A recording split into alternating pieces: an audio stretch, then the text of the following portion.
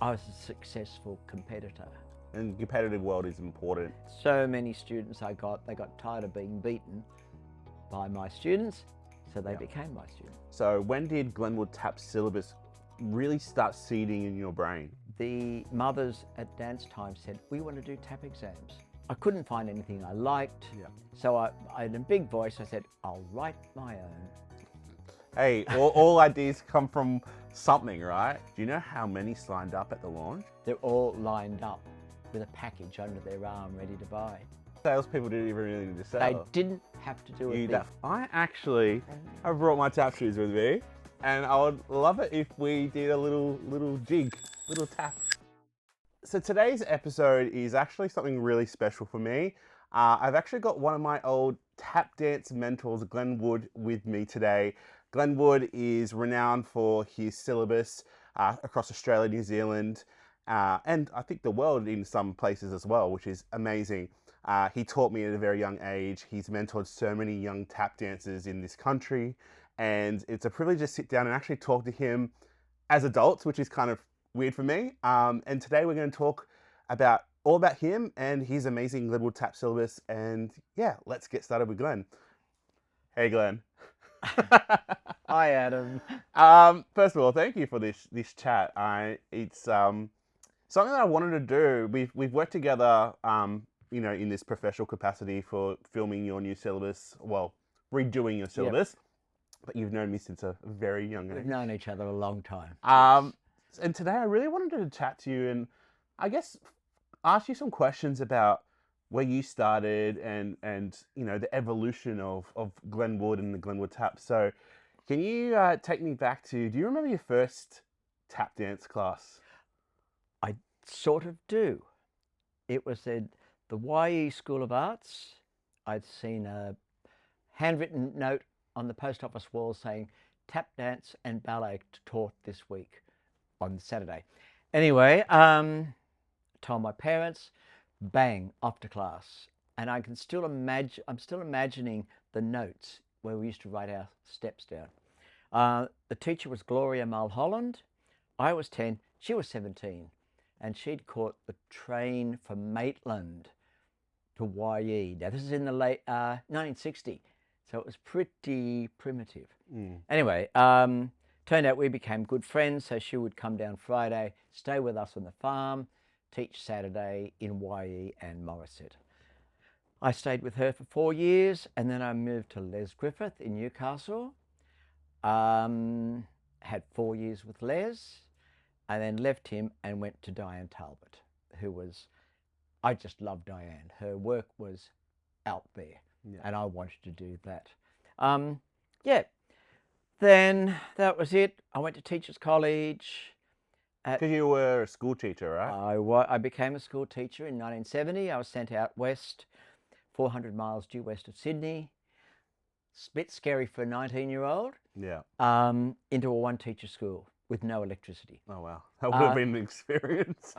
How long were you there for? 2 years. Yeah. I started a studio out, classes up. So that was my very first studio, you could say. I think it lasted about 6 months. And then, frankly, I didn't know enough. Yeah, fair. I was 19, no experience. So anyway, that sort of folded. I moved back to Sydney. I then dropped tap and went into Latin American partner work. Oh my goodness, I didn't know that. Which was jolly good fun. Climbed the ladder with that and then sort of couldn't go any further. And then I went back to tap. What was it about tap at a young age that you just kind of really loved? I think Saturday afternoon black and white musicals on TV. Yeah, so you watched Fred Astaire, plus you'd see all the women. What's your favourite Fred Astaire movie? Roberta. I've not seen that one. You must see Roberta. I'll watch that. Roberta is just phenomenal. It's hard for me. It's like either like Bandwagon or Easter Parade. They're pretty no, I don't like Easter Parade. You don't like Easter Parade? No. But no, I liked Roberta very much. So. And you just kind of wanted to do what you're seeing, because back then, obviously, that's what was being shown, right? Musicals were movies. They weren't classified really as musicals. No, they were movies, right? They were on a Saturday afternoon, black and white. Hopefully we'd have a reception because out in the farm, but we had the mile high aerial and yeah. So that was me tap dancing. And my mother, initially when I was learning with Gloria, my mother put a sheet of masonite out in the lounge room and she'd be on the piano playing and telling me what to do. Oh, yes. And I guess like for a lot of tappers out there, like there's something special and unique about tap dancing as a genre of dance, right? I think for me, it is just a little bit more about the freedom inside of tap that I enjoy. For those who are watching that don't know, as I said, I did do tap dancing with Mr. Wood here. But what is it about tap dancing for you? Take away the Fred Astaire's and that you just, you really enjoy. It's something I can do. It took me a long time. I'm a bit So you of weren't a natural tapper? sort of, but I still think I was a slow learner. Okay. Yeah, I mean, to do what I'm doing took a long time. Yeah. I used to freelance around Sydney teaching. I used to do a lot of performance in clubs, in talent quests and stuff. Yeah. And the TV talent shows back in the 70s. And very successful. But that bit too early in those days for tap dancing to be not accepted, to be used. Yeah. But then I was doing a lot of freelance teaching, and then I landed a job in the western suburbs, this fabulous little dance school called Dance Time Connection, and I took off. Yeah. I was given complete freedom to do what I want. Yeah. So the kids did 2 tap classes a week. So this there was juniors and seniors. So they each did 2 tap classes a week with me. Nearly all the kids then had a private lesson with me during the week, and sometimes 2 private lessons. Yeah. I had a field day. I could create to my heart's content.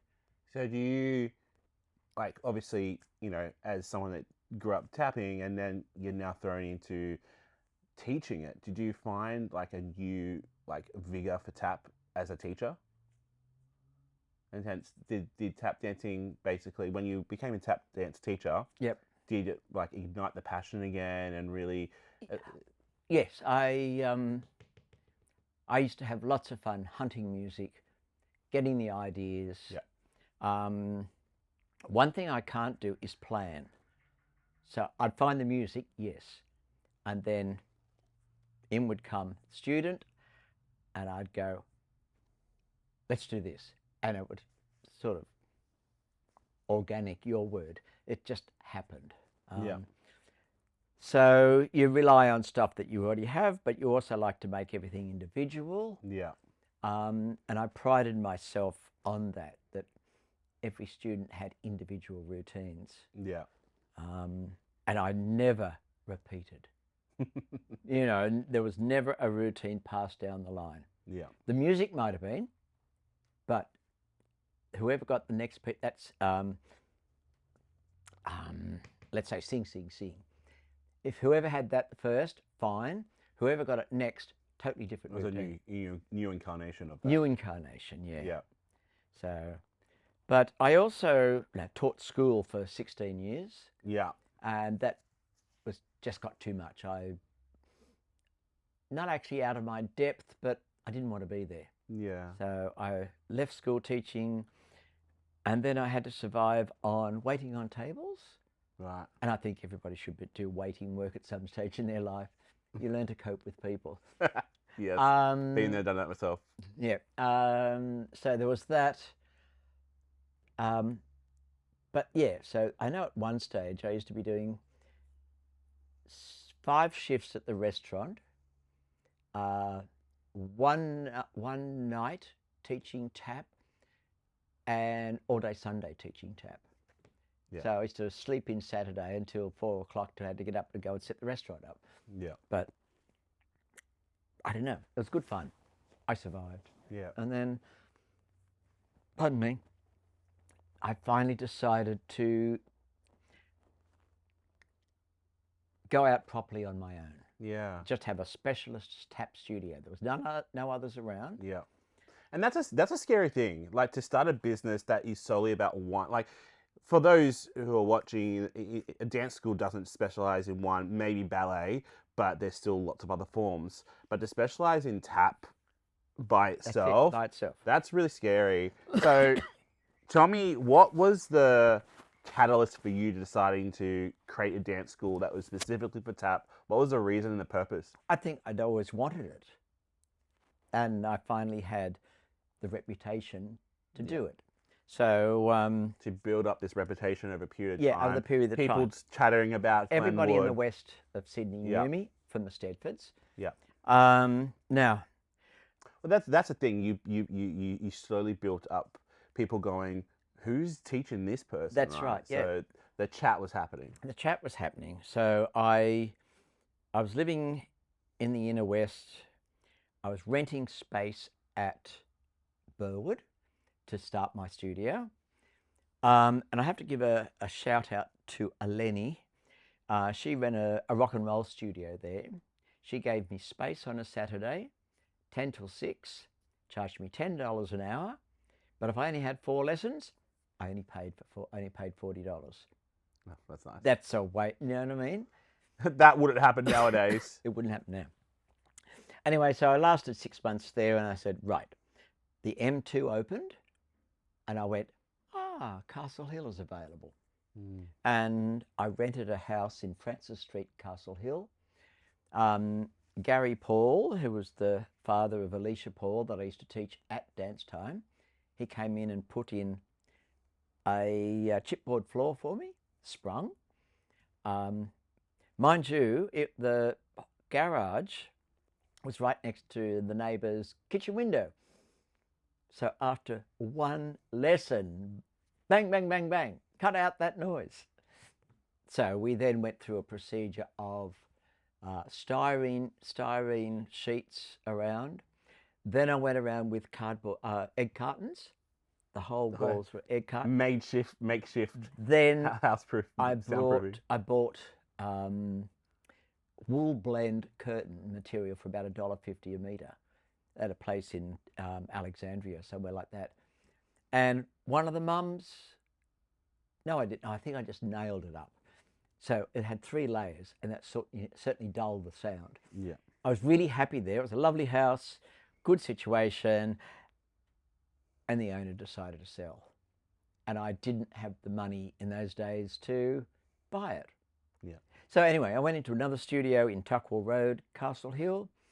And it's around that time that I started going over to Carol's. Yeah. So that was good fun, but it got too big too fast.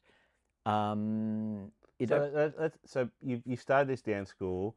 How many students did you start with at first? I think about 6, Yeah. to start. And that's why I kept Yeah. And waiting. how many years did you have that school for a while? 97 I started. Yep. And went to Castle Hill halfway through 97, left there, Francis Street in 99, moved into Tuckwell Road. And it was quite interesting. That's when the Olympics came on. Yep. And all the kids went and auditioned for Olympics, and they all knew the stuff that Dean would give them. And side note, I think the 2000 opening ceremony has been the best opening ceremony for a long time. So, and I had a lot of boys. Yes. That then went to 2001, but I couldn't teach there much longer. Again, I had it sealed off as soundproof as I could. But if you'd open the garage door, as soon as you started, a woman across the road would be in. So this place at Kellyville, I'd had actually looked at it. And then I just contacted the owner. I said, what's going on there? So he threw out the tenants. I think they were a bit not paying their rent and stuff. And I moved in there. It had a dance floor down below. Yeah. And away I went. So that's your third studio. That was my third space, yeah. Yeah. And by that time, how many students do you reckon you roughly? I was going 5 days a week, Yeah. 6 days a week, Yeah. every afternoon from 3 It was o'clock. gangbusters by then. It was right? going around, and then so And why do you think people were drawn to you for that? Like they would go to other dance schools for all the other disciplines, Yeah. but then they would come to you specifically for that. Why do you think that kind of? I was a successful competitor. And competitive world is important. It was back then, it was very important.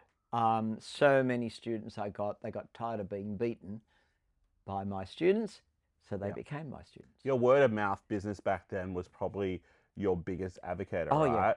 yeah. Is like people seeing these people win, and go, who are they learning from? Yeah. And it's a testament to still in business that word of mouth is still important. Oh yeah. Right. But back then, I think it was Even more important. Yeah, 100%. Like nowadays, there's so many other form of digital marketing, but your word of mouth, I think, and you had got such a degree of success with that people just coming to you, right? Yeah, it was good. I mean, yeah. Were you turning people away because you were? No, I never turned anybody away. Yeah, some people have come along and couldn't hack it. Yeah. Which is fine. This is the way I teach. This is what I want. Yeah. Yeah. So you obviously you're a specialized dance school, but you're also in a sense an elite dance school, right? We as were, well? yeah. Yeah. I don't like the word elite, but yes. Take credit where credit's due. Like, obviously, you taught me when you came out and you did stuff on a Sunday with other dance schools, and obviously you were doing that. Yeah. At the same time as running your school, Yeah. right? So now, right, you're in the thick of your dance school. You've in your third studio. When did this come into play? And this, we mean his Glenn Wood Tap Syllabus. When did that? Obviously, you're really already doing that, right? You're teaching these kids, teaching these steps, all these steps that people are doing in competitions. When did it start forming, okay, I'm going to create a syllabus? And for those who don't know, a syllabus is a form of education in dance. There's lots of different forms. So when did Glenn Wood Tap Syllabus really start seeding in your brain? It would have been 95, 96. The mothers at dance time said, we want to do tap exams. So I started looking around. Yeah. Now, I'd already done the advanced level for another syllabus. Yeah. We had a nice big fallout. But anyway, that's all right. I couldn't find anything I liked. Yeah. So I in a big voice, I said, I'll write my own. Hey, all ideas come from something, right? Yeah. So it took a while, lots of prototypes. And And obviously you had students that you could test it on too. I used to go out to Nyngan, out in the middle of New South Wales, to a studio. So I took out some of the early prototypes and worked with the kids on that. But it wasn't until I was in Tuckwell Road. I just sat down one day at my old Mac. I had a Mac 2C or 2B or something. In my socks, started at level 5. Not one. So No, level 5, middle. Did you kind of know how many levels you wanted at first? Not really. Yeah. I suppose I thought 9. Yeah. 3, 3, 3. 3 groups Yeah. of 3. And I knew what I wanted. I wanted bar. I wanted combinations. Yeah. Other syllabus call them enchaînements. Yeah. I thought, no, that's too. No, no, combinations. We are going to spin. We're going to spin across the room and around the room. We're going to use the floor. Yeah. You use the floor. And rather than studio create the routine for the exam, I thought, I want total control. Yeah. So I choreographed all the routines. Yeah. So so that was in 98. I finally got it up and running. How many years did it take, do you reckon, for it to come from idea to launch? I'll come back. I'll get the launch in the timeline in a minute. I'm skipping ahead. Yeah. No, so 98, it was done. It was on a printout. It was on cassette deck. just commercial music on cassette deck. And I'd done to level 6 with a VHS because Sean Robinson, my offsider at the time, he came in, he was with me one Sunday. So he worked the camera as I did the work. So I was selling it, I think, for $200. So I think it was Bev from Penrith Premier Dance. No, I don't think they're around anymore. Oh no, they've been gone for a long time. Bev, I forget Bev's name. Sorry, Bev. It was Bev. She had a copy. Sher in Wollongong had a copy, and Debbie Ray in Newcastle had a copy. Because Debbie and I go back to the 70s where we were dance partners. Yeah. Okay. In the Latin scene? No. In the tapping. In the tap. Yeah. This is after the Latin scene. So that was that.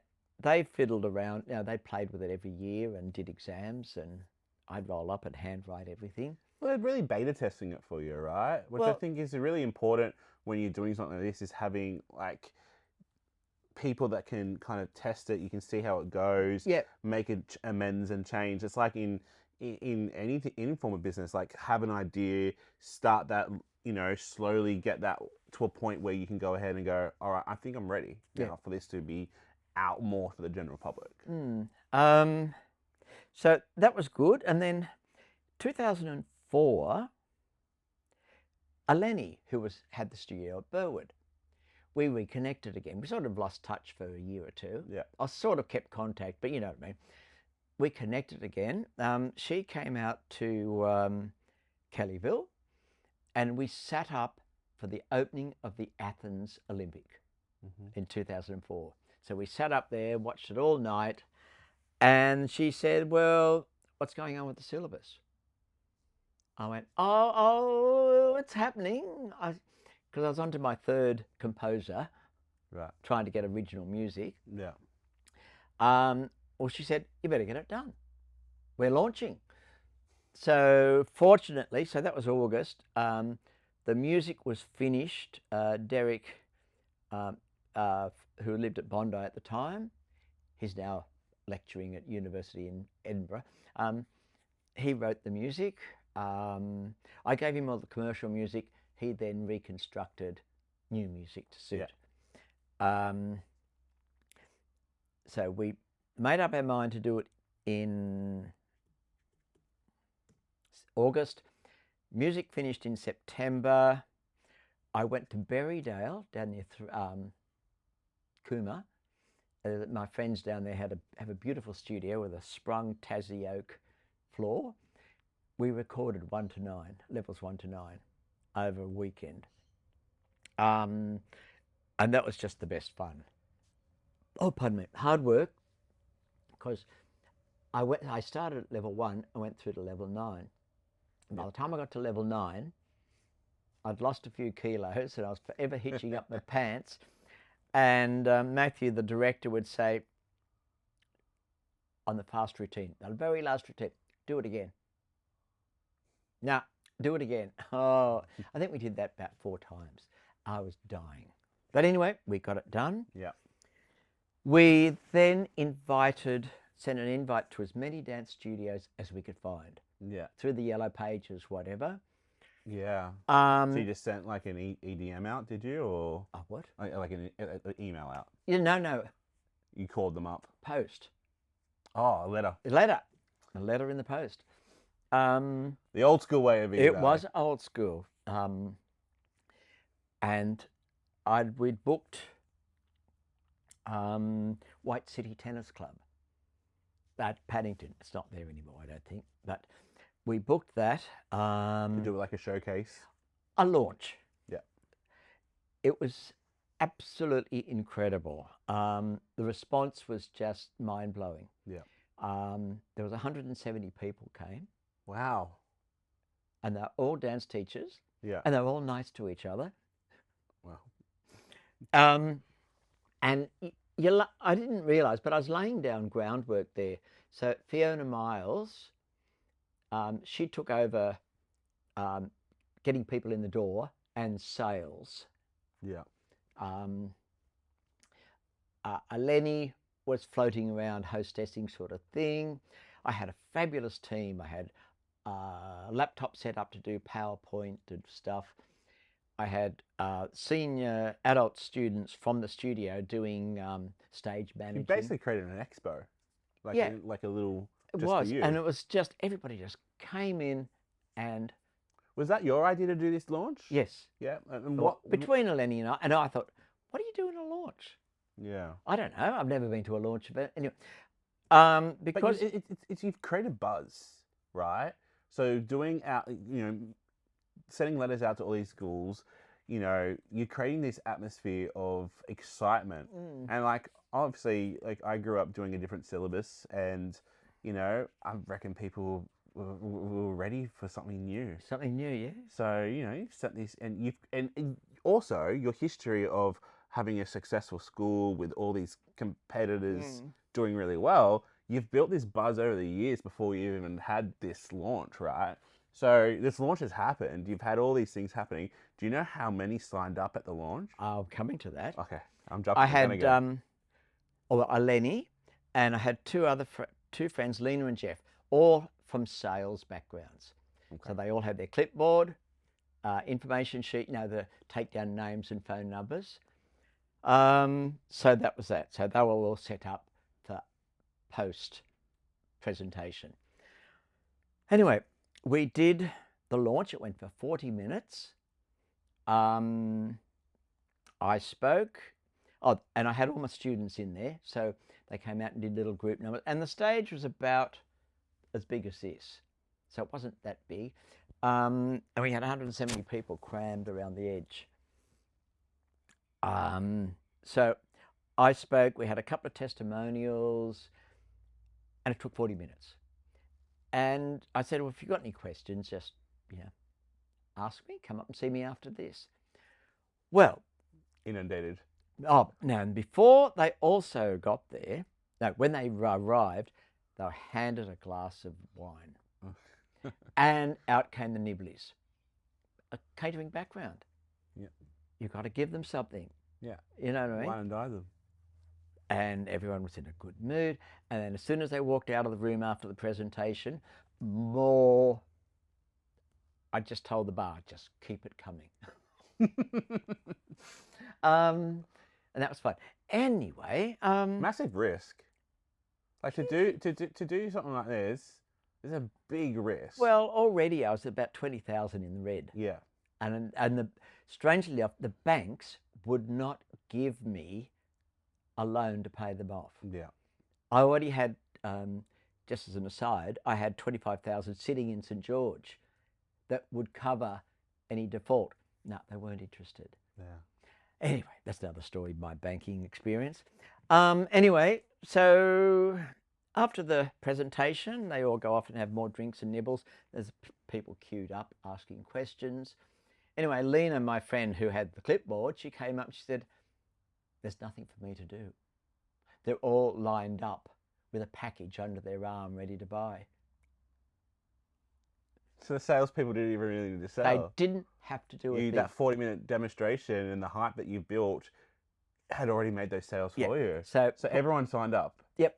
Oh, not everyone. I think I made enough to wipe my debt out, which is what you want.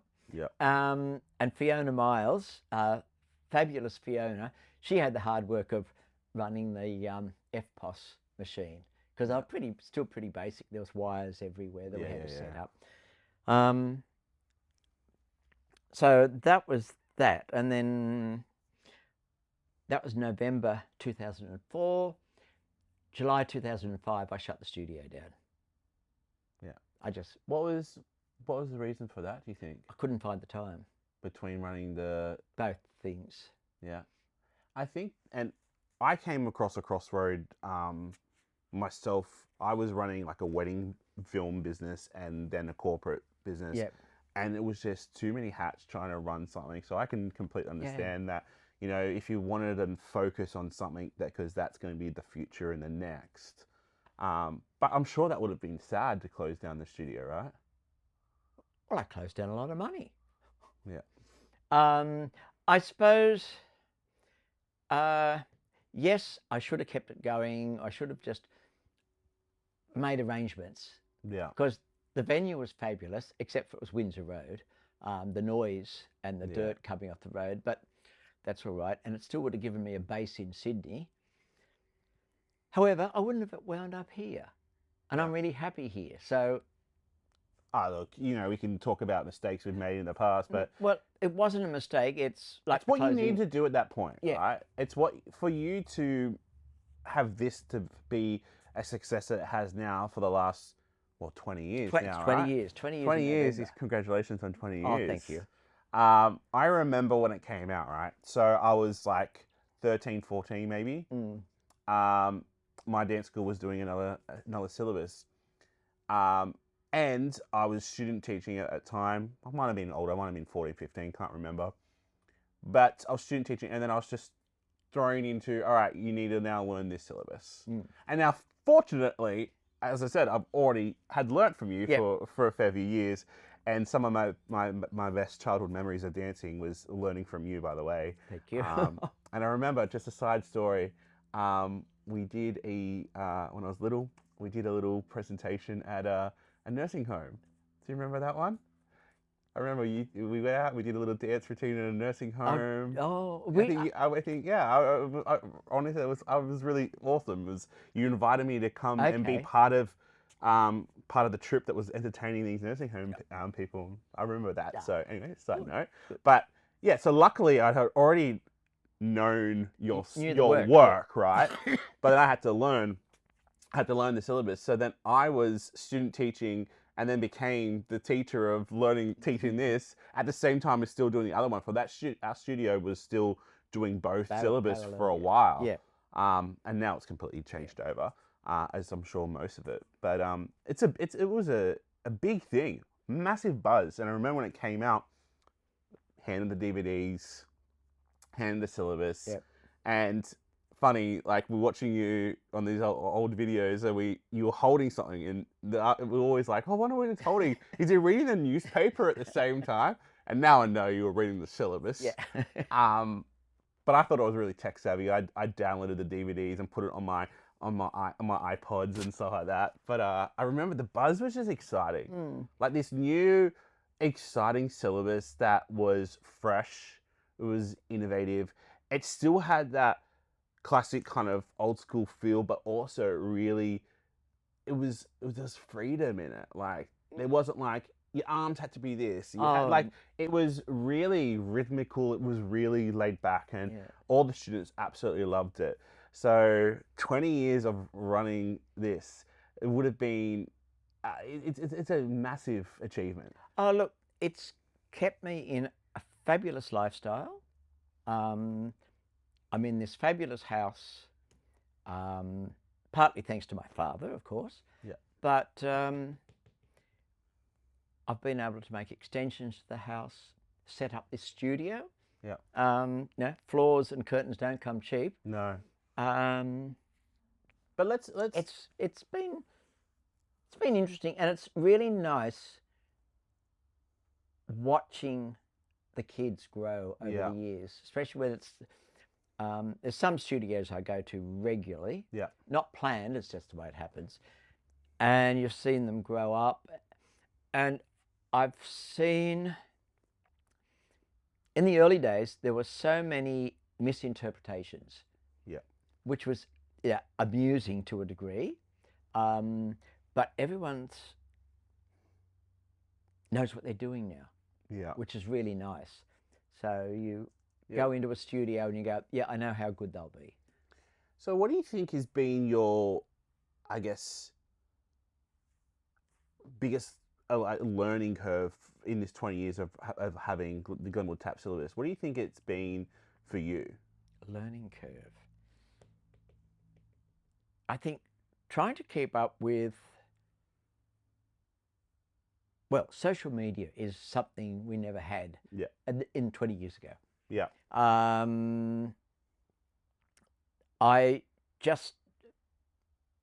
use Facebook on a personal level just to put out hopefully interesting stuff. I've got the Glenn Wood Tap fan page where I put dancing stuff out. We're into Instagram now, which I do not understand. I hand that over to Kate. Yes. Kate, who is my office manager, coordinator, whatever. She does Right hand lady. right hand person, yeah. So she does all of that. So we give her the videos and let her work up. Myself, I do TikTok, but He's a TikTok star, guys, by the way. I just do a video and stick it up. I don't add anything to it. I don't even filter it. There's the video. Yeah. So social media has probably been the biggest learning curve of and how your business needs to evolve in these last few years. Yeah, and and because everyone knows who I am, getting people to come across to me now is harder. As in getting new clients. Yeah, new clients, especially in Sydney and whatever. That's trying to work out your best marketing strategy. Yeah. And I'm going, marketing? Yeah. I don't know how that works. But the thing is, you already did a lot of it, like in the sense that you were doing it without knowing, like doing that launch party, building that hype in those years. Yeah. Like that set the basis and the foundation of your business. It's now about, okay, well, how do I evolve that moving forward? Because the future of Glenn Wood Tap is going to be beyond me, right? And that's your ambition, I'm guessing, right? I want it to keep going. What happens, I don't know. Yeah. Which is interesting. Yeah, absolutely. But you've encouraged so many young tappers in this country. Oh, yeah. Me sitting right here as an example. And I've seen it as I used to teach it for 10 odd years, 15 years as well. So I can see the influence in the tap world that you've done. And I think you sparked a lot of young dancers, but we also sparked the next phase of other people wanting to be inspired like you as well.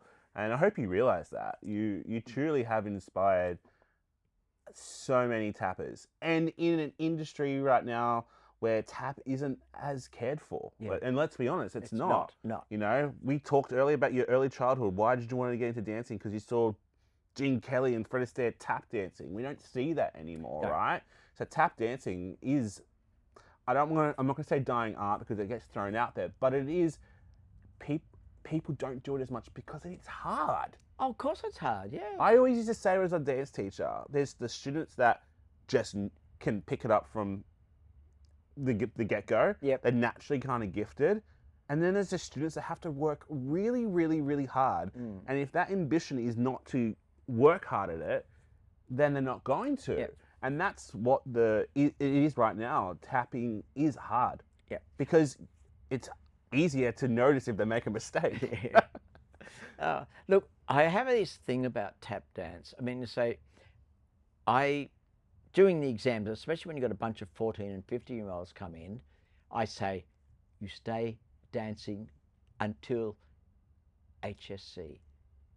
I said, none of this, I've got to study for the HSC. Get yourself to class. And afterwards, your life is made. And there's so many doctors, lawyers now that I can call on. Other people, well, you're another one. You've done your own business. You're getting into it. A couple of the ex-students or people from done syllabus work got their own studios and making a success of it. You just can't go wrong with tap dance. Yes, I mean, some of the best ones I've ever seen don't dance at all anymore, but they're so successful in their new life. Yeah. What do you think, what does tap mean to you, actually? I'm here talking to you because of tap.